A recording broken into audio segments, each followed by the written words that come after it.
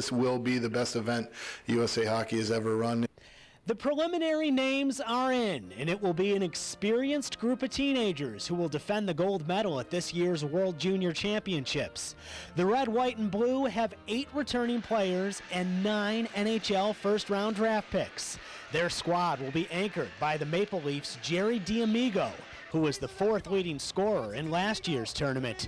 He's joined up front by the likes of Ryan Bourque and Chris Kreider, the Chicago Blackhawks' Jeremy Morin, and a total of 4 players under NHL contracts. The bottom line is I think our system is producing more players capable of playing at this level of championship, and that from USA Hockey standpoint, I just think I hate using the word easier, but we just have so many more players that can play at this level. They brought us a group of players that will play with speed, skill, energy, enthusiasm, and players that have an absolutely ultra-competitive nature.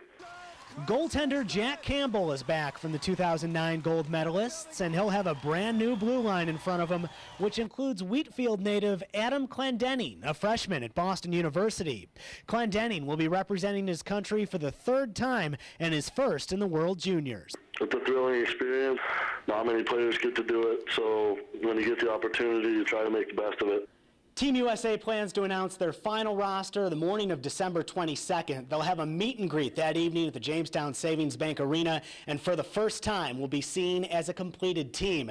Team USA then has their final tune-up game on December 23rd in Jamestown against Norway. At HSBC Arena in downtown Buffalo, Don Heins, Time Warner, Cable 8 Sports. International hockey experts are calling Team USA the early favorites in this year's World Junior Hockey Championships, with a preliminary roster that has size, speed, and experience. The road to gold starts a week from tomorrow when America's hockey team opens training camp in Troy, New York. Candidates for Team USA face a pressing journey before the hockey club arrives in Jamestown to face Norway in December 23rd's exhibition. Players hoping to don the red, white, and blue will start in Troy with a 3-day mini-camp that culminates with a December 19th scrimmage against RPI. From there, players head east to Rochester, where they'll face off with the Czech Republic on December 21st. The next day, USA Hockey officials will cut 7 players from the roster, bringing a group of 22 to Jamestown for the final tune-up before heading to Buffalo. As host of the event, we get a little bit more control of the pre-camps, and so it was important for us to try to spread out in the state of New York and to bring Team USA, if you will, to a few of the other markets. And this is all going to be a little path for the players to get to Buffalo. Jim Johansson expects to announce the club's final roster on the morning of December 22nd. Then the complete Team USA will go all out the next day against Norway.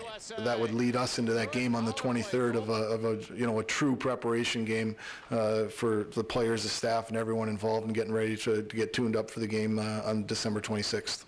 I think the fans of Jamestown will look at these players and realize that in 3 or 4 years, these are players that you're going to see throughout the NHL.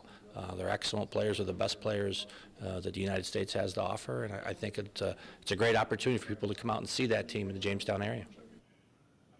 On the immediate front, another snowy day out there, so more athletic cancellations, and that means more work for the area's athletic directors.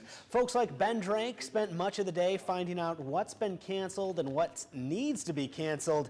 Then the job of informing coaches, players, ultimately rescheduling and changing travel plans. It's all part of a challenge in keeping students safe. It's winter in Chautauqua County, and if we canceled every day that we had a couple inches of snow, we'd never play the game. So it's just those days where you're really trying to make the best decision, what's in the best interest of the kids, and for the most part, our buses can get just about anywhere. Now here's the stat. On average, Jamestown cancels 30 to 40 7th through 12th grade athletic events a year. But consider this, they're involved in thousands, so Mother Nature's wrath is really minimal in that sense. But We'll see how football fans feel about that, as it looks like the Bills and Browns could be headed for another bad weather game on Sunday in the Battle of Lake Erie. Lake effect snow has always been one of the things that makes games memorable in Orchard Park. Chan Gailey said that the most challenging part of this extreme weather is usually the wind. Remember, the Bills and Browns played a crazy one back in 2007.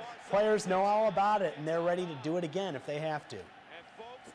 I think playing here, I mean, the fans, the players, you kind of live for those bad weather games in a way, and I think that connection last year and the enjoyment that everybody had to do a lot with the fact that it was those whiteout blizzardy conditions out there. It can be fun. I think if you're going out there and you're making plays and you're able to move the ball, it's definitely going to make it a lot better for you. But it's just one of those things. You have to be able to adjust, and, you know, if it is that way, I think everybody's going to go out and, you know, prepare for it. I think we'll be outside sometime this week, you know, and try and prepare for it that way as well.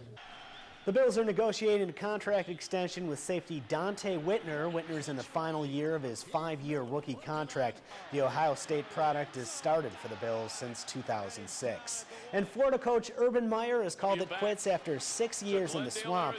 Meyer originally resigned due to health concerns a year ago, but he stayed on after taking some time off.